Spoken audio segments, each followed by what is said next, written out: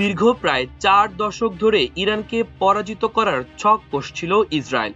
অবৈধ এই ভূখণ্ডের ইহুদিরা জিয়ে রেখেছিল আশা যে একদিন তেহরানের সঙ্গে সংঘাত হবে এবং তারা ইসলামী প্রজাতন্ত্রকে পরাজিত করবে।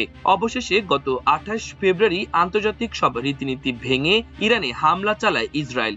এর জন্য শুরুতে প্রধানমন্ত্রী বেনিয়ামিন নেতানিয়াহুকে তার জনগণ হিরো বা নায়ক মনে করলেও ধীরে ধীরে তেহরানের পাল্টা হামলা বাড়তে থাকায় বিরক্ত ও ক্ষুব্ধ হতে থাকেন ইহুদিরা।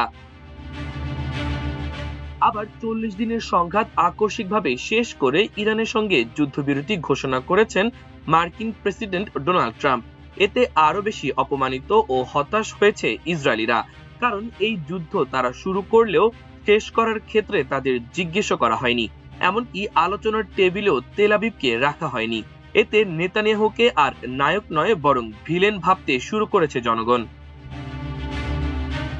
আজ বৃহস্পতিবার আল জাজিরার এক প্রতিবেদনে তুলে ধরা হয়েছে ইসরায়েলের সাবেক এক এমপির ক্ষুব্ধ প্রতিক্রিয়া।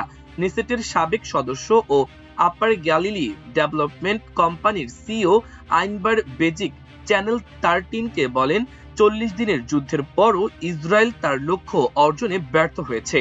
উল্টো নেতানিয়াহু আমাদের যুক্তরাষ্ট্রের অধীনস্থ করে তুলেছে। ইরানের বিরুদ্ধে 5 সপ্তাহের যুদ্ধ আসলে কিছুই অর্জন করেনি। এই নিয়ে ইসরায়েলে ক্রমেই বাড়ছে অসন্তোষ। আইনবার বেজিক প্রশ্ন করেন, আমরা কি অর্জন করেছি? নিজ ভূমির ভেতরের মৃত্যু, নিহত সৈন্য এবং হাজার হাজার বাসিন্দা যারা তাদের ঘরবাড়ি হারিয়েছে। অথচ যুদ্ধের কোনো লক্ষ্যই পূরণ হয়নি। পারমাণবিক কর্মসূচি ধ্বংস করা যায়নি। ইসরায়েলের বিরুদ্ধে ব্যালিস্টিক ক্ষেপণাস্ত্রের হুমকি এখনো রয়ে গেছে এবং শাসন ব্যবস্থা আগের মতোই রয়েছে। হিজবুল্লাহ, হুতি ও হামাসও বিদ্যমান। নেসেটের পররাষ্ট্র ও প্রতিরক্ষা কমিটির সাবেক প্রধান রাম বেন বারাক এই সংঘাতকে নেতানিয়াহুর ব্যর্থতা বলে আখ্যা দেন। তিনি বলেন, ইসরায়েলের পররাষ্ট্র ও নিরাপত্তা নীতির নিয়ন্ত্রণ এখন ট্রাম্পের হাতে। গাজা ও ইরানে এবং আশা করি লেবাননেও যেন তা না হয়, এটাই বাস্তবতা।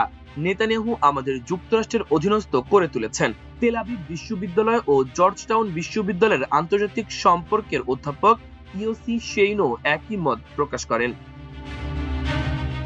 তিনি চ্যানেল 12-এ বলেন, ইসরায়েল এই যুদ্ধ শেষ করেনি, এটি এখানে একটি গৌণ খেলোয়াড় মাত্র।